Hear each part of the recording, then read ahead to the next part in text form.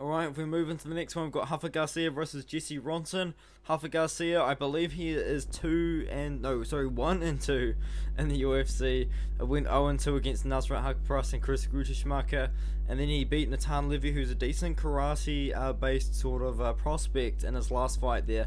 And one thing that I have been quite impressed with Rafa Garcia is he has been fighting pretty often.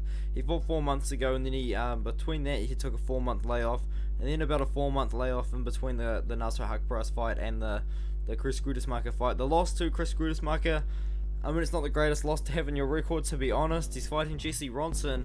Jesse Ronson came back on short notice about a year and a half ago to Nicholas Dalby and was a massive underdog. He did end up winning that fight, but it has been overturned due to a tainted supplement, is what Jesse Ronson has called it. But if you guys don't know, now you know. Jesse Ronson has actually been on a run in the UFC back in 2014, so he's been in the game for a long time. And that UFC run, man, was a pretty unlucky, man. Split decision to a loss to Mikhail Pazia, split decision loss to Francisco Trinaldo, and also a split decision loss to Kevin Lee. So 3 split decision losses to 3 decent fighters. That's pretty respectable, man. But he still got cut anyway, unfortunately.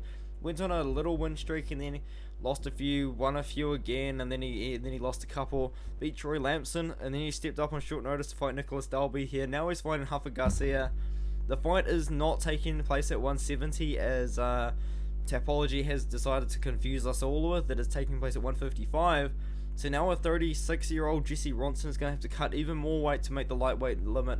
And I'm going to trust Rafa Garcia. Rafa Garcia, he's got like a boxing, wrestling sort of background. I guess you could call him like a boxer wrestler if you're going to call him anything. He's got a good boxing game, and he's also got a wrestling game as well if he wants to go to it.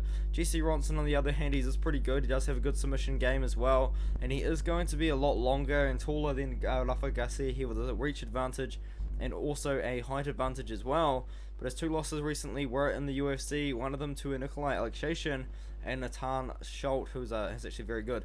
But yeah, I'm going to be picking Rafa Garcia to win this one. I think Jesse Ronson, he hasn't been improving recently. I think that we have been seeing improvements from Rafa Garcia, especially in his last fight. I do think that we're going to keep seeing this guy improve as a 27-year-old that is fighting as often as he is. Jesse Ronson taking a layoff, and before that he was fighting relatively often himself.